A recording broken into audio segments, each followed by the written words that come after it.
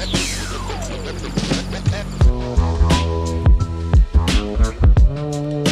Georgia lang siya lumingon. Hanap kami ng liguan. Kasi kahapon pa kami hindi naliligo.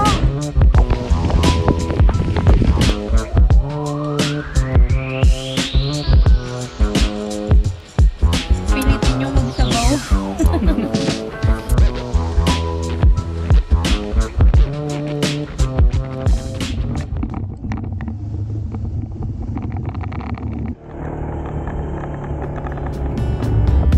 On the way kami ngayon sa lugar na tinaguriang Victory Peak sa KM 106 para mag-camp. Isa ito sa pinakamataas na parte ng Marilake. Nasasakop na ito ng Infanta Quezon.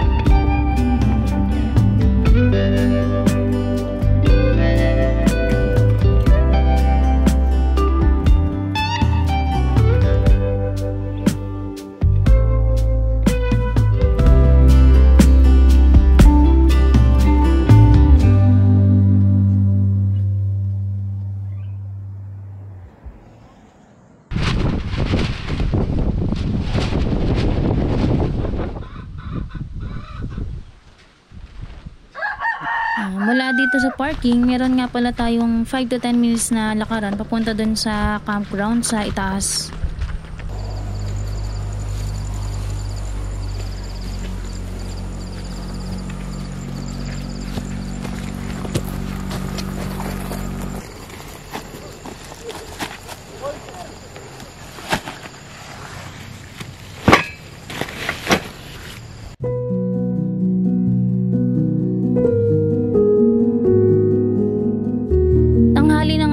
Nakarating dito. Mainit na rin yung sikat ng araw. Tara, set up na tayo.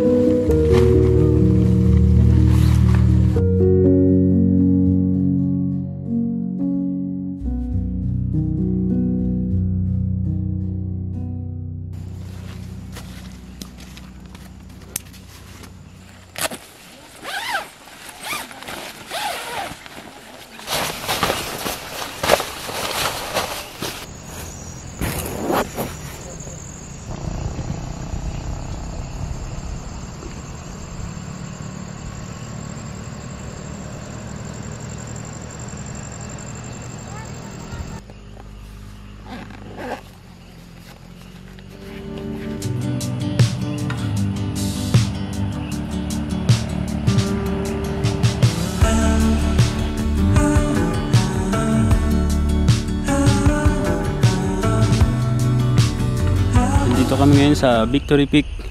Dito ay matatagpuan sa Halong Marilake Highway, KM 106 kung tawagin nila. Kung nakikita nyo naman sa video, grabe yung sea of clouds, diba? Hapon pa lang yan. Paano pa kaya pagka umaga na or gabi? Ito nga pala yung day 1 natin. Itayin natin kung anong i-expect natin. So ayan, malalaman natin kung anong mangyayari sa day 2, day 3, day 4. Sana ma-survive namin dito.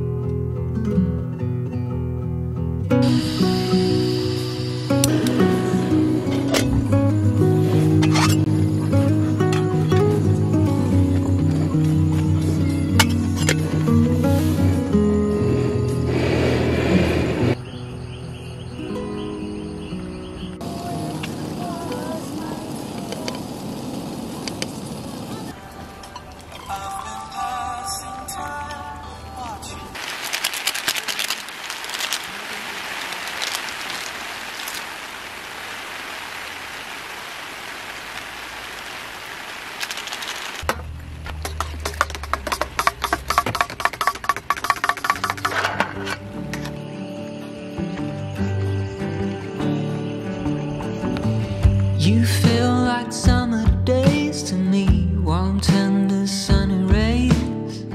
I hope that we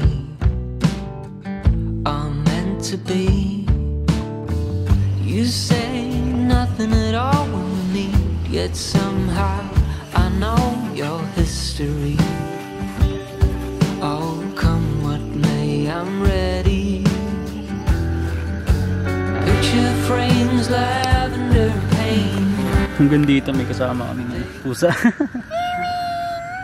Georgia. Georgia. Social ah. Saan galing yung pangalan nun? Nag-attempt kaming pangalanan siya ng maraming beses kanina. Sa Georgia lang siya lumingon. Yun pala yun. Kaya Georgia ang pangalan niya.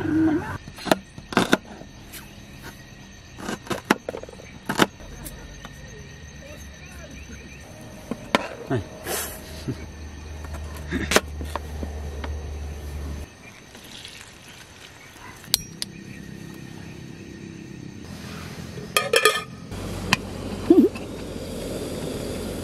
Ubus na. Ubus na.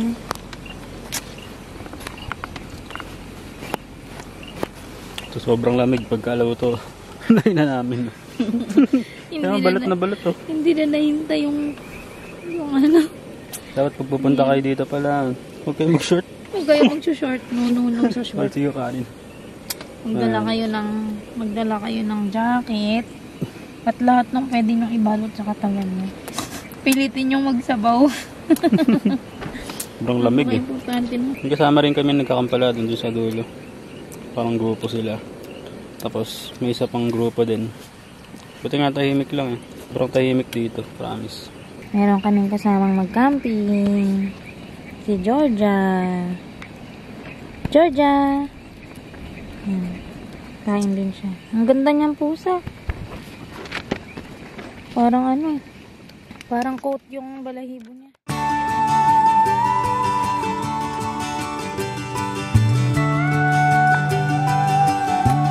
I know I want you, but you don't need me. Pagsapit ng umaga, bumaba kami sa tindahan para magigib ng inuming tubig. What you would do, but now I'm gone. My head's in a spin again, and my heart won't let me begin.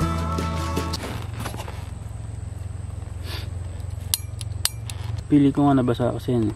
Sa hindi inaasang pagkakataon, ngayon pa tayo nasiraan ng portable stove. Yun ay mapagana yung kalan. Ayaw itong butane. Ayaw itong lutuan namin. Paggabi gumana naman, kaso ngayon ayaw talaga. Parang may lock sa host something. First time kasi namin magamit to. Nabili namin sa Shopee. Yung butane okay pa naman kasi paano eh. Tinry namin yung bago. Ayaw pa rin.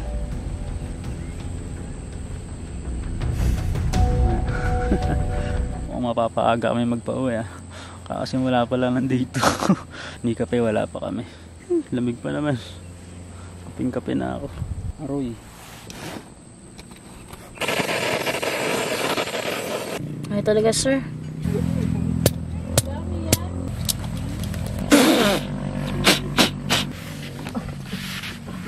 Walang singaw.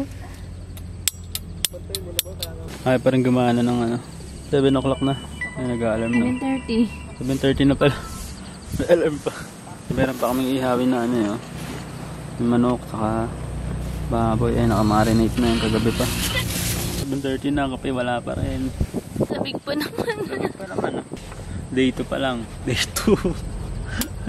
Kung kailan kami mahabang camping, saka ba nagkakaberya.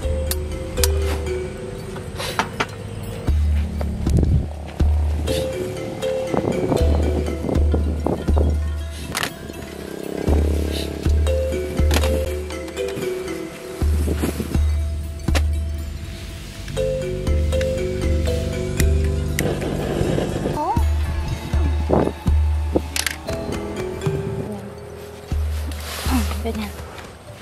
Mapagluto na si Cindy, nagawa ng paraan. Sa problema, wala pala kaming ano, grill sa ihawan. Kaya dinirekto na lang niya yung ano, kaldero.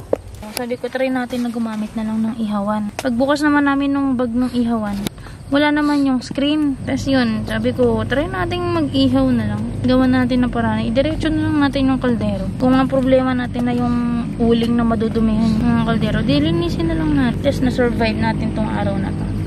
Magawa na lang kami ng kape. So, Mag-iitan ng kape. time check, ano na, 8:17 na.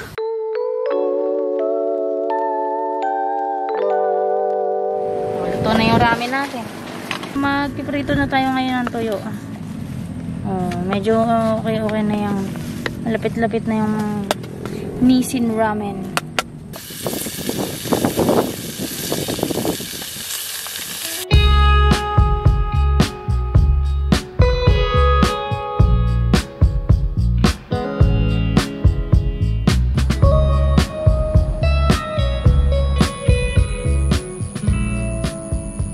Medyo parang sumasama yung panahon, umuulan.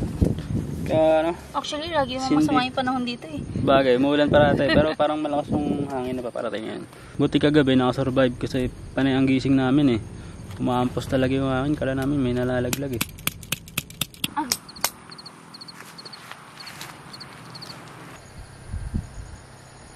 Alas 10 na pala. Nagtanong-tanong kami dito. Marami naman daw falls na pwedeng pagliguan. Pero karamihan may bayad. Nagamit ng motor, hahanap kami ngayon ng libreng paliguan.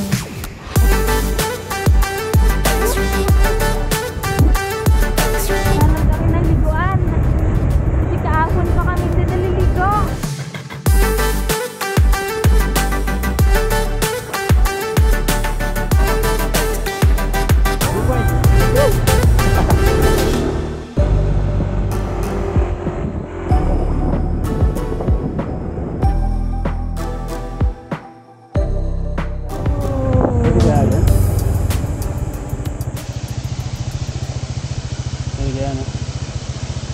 Inspeksyonin ko? Hindi lang. Ha? Ganda ko lang ha.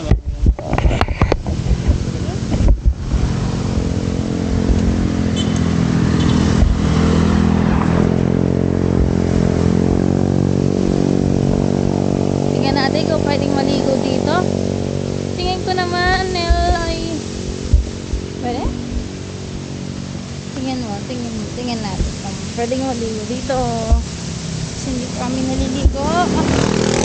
Wala hapon.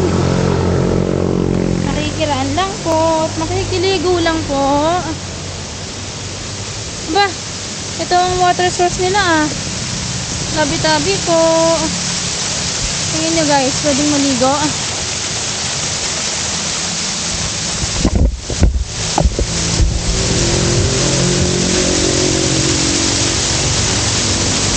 Ano? Pwede. Siyang, ayan nga ang source nila. O, tingnan mo. Oh. Nakikita mo yung linya na yan. Oh. Hindi namin alam kung kanino o saan magpapaalam. Sana ay pwedeng paliguan ito. Yo, nakahanap tayo ng paliguan dito sa tatapat na highway lang. Yan.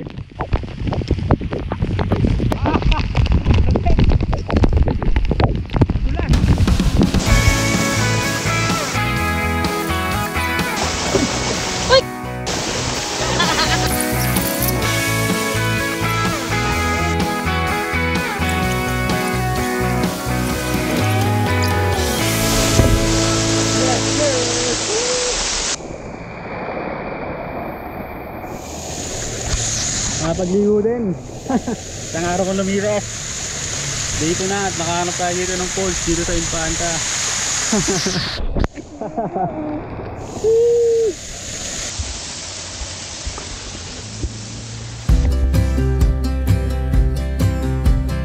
I would be up waiting for you if you had to leave. I would wait a lifetime if you were at sea. I just wanna say that I feel that our love is real. Maybe we should hurry up and seal the deal. Oh, oh, I just wanna love you right.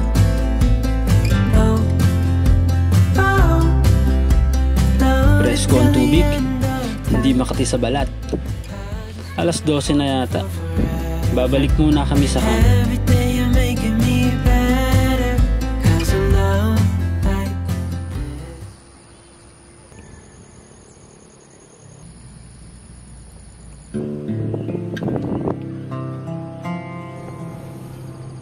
Nakabalik na tayo dito ngayon sa ating tent. Tignan nyo naman, nag-check out na lahat ng mga guest. So kami na lang natitira dito na camper din. Bumili na rin kami ng another uling at yelo kasi yun na lang yung gagamitin natin na pangluto throughout the day. Wala, hindi talaga gumana yung ano natin eh. Yung lutuan natin eh.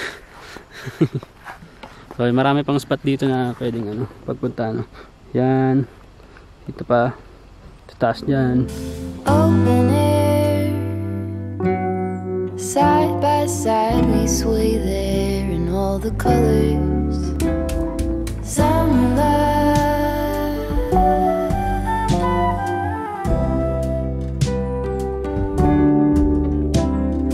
lonesome dove, folded on the lawn chair in all the colors.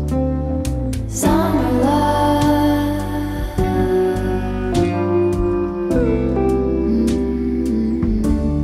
remember when we were getting nowhere fast, when the garden won't stop giving back honeysuckle, fresh cut grass. I could really use some stuff like that.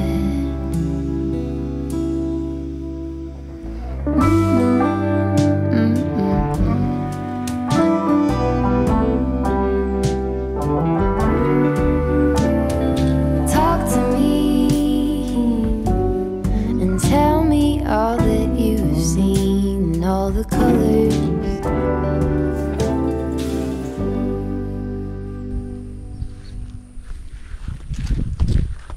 Sa abandonadong bahay na ito, nakapwesto dito ang palikuran at drum na ang laman ay inipong tubig ulan.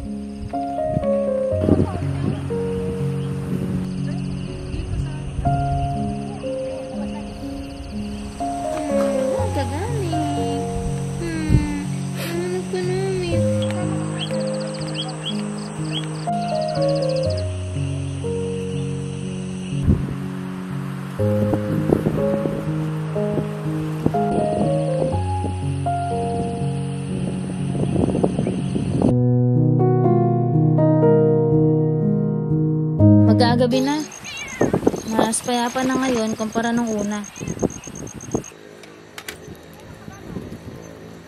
Ang tawag mo dito sa katang Bagyo setup natin. Bagyo setup. Sopas pala yung menu namin ngayong gabi.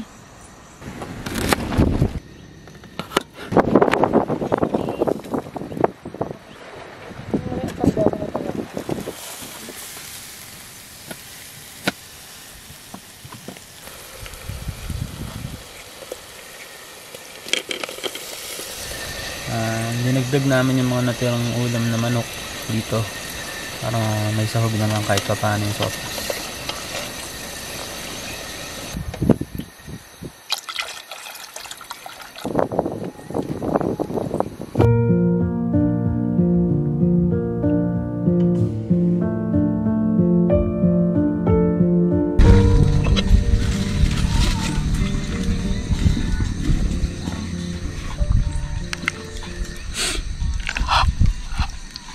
Okay na po ang hapunan namin. Sopas. Hirap talaga magluto sa ano.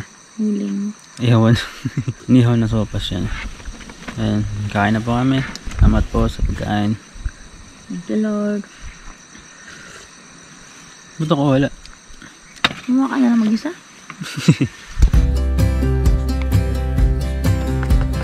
I would be up waiting for you if you had to leave.